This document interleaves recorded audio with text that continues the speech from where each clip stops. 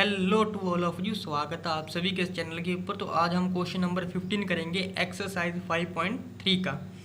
तो क्वेश्चन है contract on construction job specifies a penalty for delays of completion beyond a certain days as follows.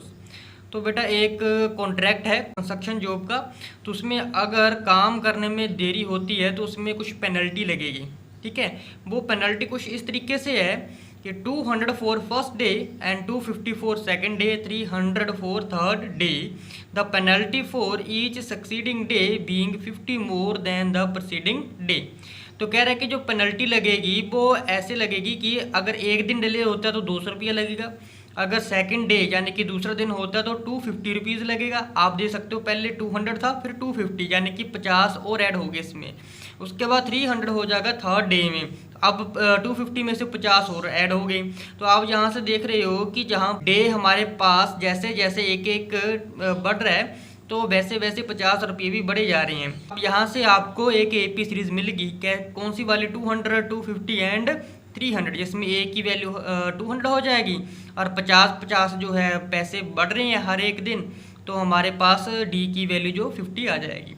अब next पूछा गया है कि how much money the contractor has to pay as penalty if he has delayed the work by 30 days. अगर 30 दिन जो है काम डिले होता है तो कितने पैसे जो है कॉन्ट्रैक्टर को पेनल्टी के तौर के ऊपर देने पड़ेंगे। इट मीन्स एन की वैल्यू 30 दे रखी है तो सम निकालना है 30 दिन का। बेटा सबसे पहले जो चीज़ गिवन दे रखी है इस तरीके से लिख लेनी है, पेनल्टी फॉर फर्स्ट डे 200 आ जाएगी, सेकंड डे में 250, थर्ड डे में 300। तो यहाँ से हमारे पास ए बी बन के रेडी हो गया 200, 250, 300। तो ए की वैल्यू बेटा यहाँ से 200 आ गई, डी की वैल्यू 50 आ गई। अब जो मनी पे करनी पड़ेगी यानी कि मनी पे एज पेनल्टी फॉर 30 डेज यानी कि एन की वैल्यू 30 हो जाएगी, देन एस 30 की वैल्यू हम निकाल लेंगे यानी कि सम की वैल्यू यहाँ से निकाल लेंगे। तो बेटा यहाँ से आ जाएगा एस 30 का हम फॉर्मूला लगा लेंगे सम का, कौन सा, n/2, ठीक है जी, 2a प्लस n-1 मल्टीप्लाई में d। तो एस 30 किसके बराबर था, एन की वैल्यू 30 आ जाएगी डिवाइड बाई 2a की वैल्यू बेटा 200 है प्लस एन की वैल्यू 30 - 1, डी की वैल्यू 50 रुपीज़ है। तो 2 से 30 कट जाएगा, ये आ जाएगा 15, ये आ जाएगा 200 को 2 से मल्टीप्लाई करेंगे 400 आ जाएगा, प्लस 30 में से बेटा एक माइनस करेंगे 29 को अगर हम 50 से मल्टीप्लाई करते हैं ये आ जाएगा 1450, तो ऐड करेंगे तो ये आ जाएगा 50, 80, 1850, ठीक है जी। तो ये मल्टीप्लाई करके आंसर आ जाएगा हमारे पास 27,750 रुपीज़। तो इतने पैसे देने पड़ेंगे। क्वेश्चन नंबर 16 है, a sum of 700 is to be used to given 7 cash prizes to students of a school for their overall academic performance. तो कह रहा है कि जो सम होगा 700 का वो यूज़ करेंगे हम 7 प्राइजेस स्टूडेंट्स को देने के लिए जिनकी एकेडमिक परफॉर्मेंस काफ़ी ज़्यादा बढ़िया है। If a price is 20 less than its preceding price, तो टोटल कितने का है बेटा 700 का प्राइस है। अगर कह रहा है कि हर एक प्राइस अगर 20 रुपये यानी कि 20 कम हो, ठीक है, पहले वाले से, तो फाइंड करो value of each of price. तो हर एक प्राइस की वैल्यू क्या होगी। हमें क्वेश्चन में सम दे रखा है, ठीक है जी, एस एन, वो कितना दे रखा है 700, यहाँ पर n इज इक्वल टू 7। 20 रुपये कह रहा है कि कम है। अब डी की वैल्यू हर एक प्राइस में जो है 20 रुपये कम होंगे तो डी की वैल्यू 20 आ जाएगी। कम हो रहे हैं इसलिए हम माइनस के 20 यहाँ पर लिख देंगे। लेट जो वैल्यू है ऑफ फर्स्ट प्राइस, जो पहले वाले का प्राइस है वो मान लेते हैं कि अगर ए आता है, ठीक है, जो डिफरेंस आ रहा है वो कितना है, फिर डिफरेंस आ रहा है हमारे पास बेटा कितने का, -20 का क्वेश्चन में गिवन दे रखा है। सम जो आ रहा है बेटा वो 700 का आ रहा है। अब सम का अगर हम यहाँ से फॉर्मूला लगाएं तो n/2 2a plus n-1 multiply में d होता है। सम दे रखा है 700 आ जाएगा, n की वैल्यू 7 है तो बेटा 2a एज इट इज रहने देंगे, निकालनी है वैल्यू, n की वैल्यू आ जाएगी 7 - 1, d की वैल्यू बेटा माइनस के 20 आ जाएगा। अब 2 इस साइड जाके मल्टीप्लाई में हो जाएगा तो ये 7 इधर जाके डिवाइड हो जाएगा, 7 है ना, तो 2a एज इट इज आ जाएगा। तो 7 में से 1 माइनस करेंगे, ठीक है, 6 आ जाएगा, 6 को 20 से मल्टीप्लाई करेंगे जी आ जाएगा -120, क्योंकि ये भी माइनस है। तो 7 से 700 कट जाएगा, 100 आ जाएगा। ठीक है, तो 100 को 2 से मल्टीप्लाई कर देंगे तो ये 200 आ जाएगा। किसके बराबर रहेगा? 2a प्लस माइनस का माइनस 120। तो 120 को इधर ले जाएंगे तो 200 में से माइनस हो जाएगा, तो 2a की जो वैल्यू आ जाएगी माइनस के 120 इस साइड जाके बेटा ऐड हो जाएगा। तो ऐड होने के बाद ये बना देगा हमारे पास बेटा 320। तो ये आ जाएगा बेटा 320। अब यहाँ से a की वैल्यू निकाल लेंगे तो 2 इस साइड जाके डिवाइड करेगा तो ये आंसर आ जाएगा बेटा 160।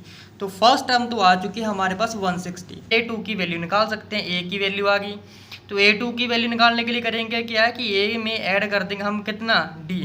a की वैल्यू कितनी है 160, इसमें d ऐड करना यानी कि माइनस के 20।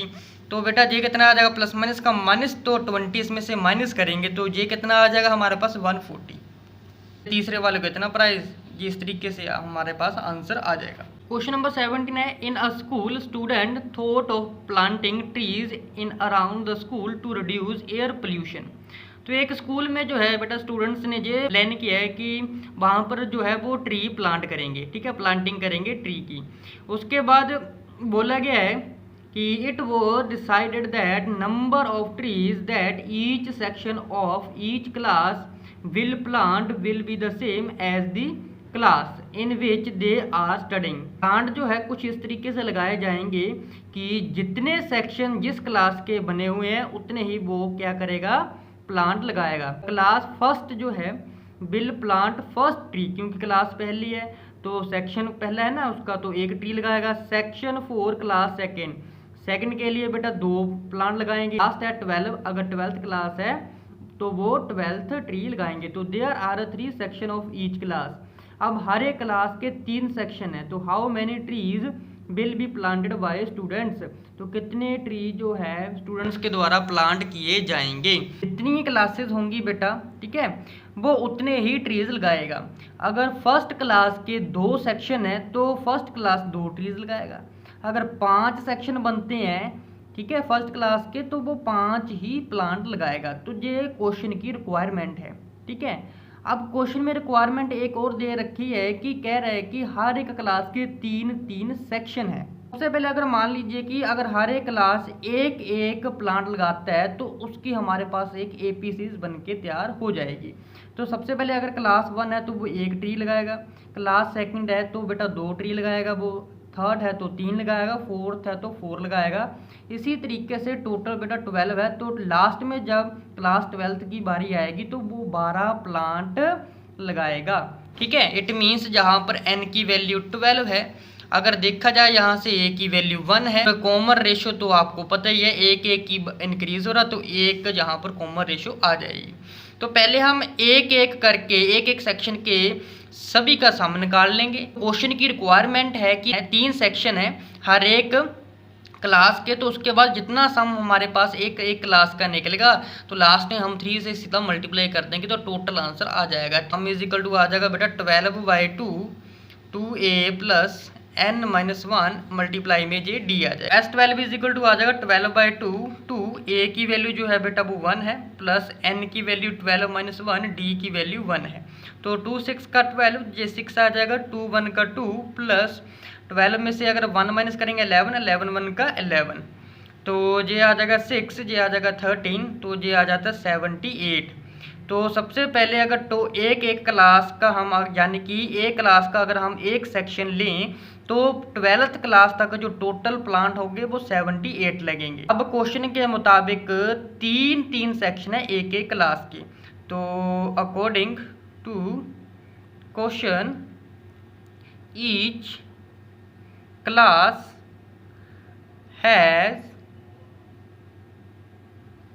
3 सेक्शन, तो हर एक क्लास के 3 सेक्शन है। ठीक है, तो therefore total number of plants are planted, एक सेक्शन के 78 आए तो 78 को से मल्टीप्लाई कर देंगे यहाँ पर। तो 3 से मल्टीप्लाई करने के बाद जो आंसर आता है वो 3 2 3 4 आ जाएगा।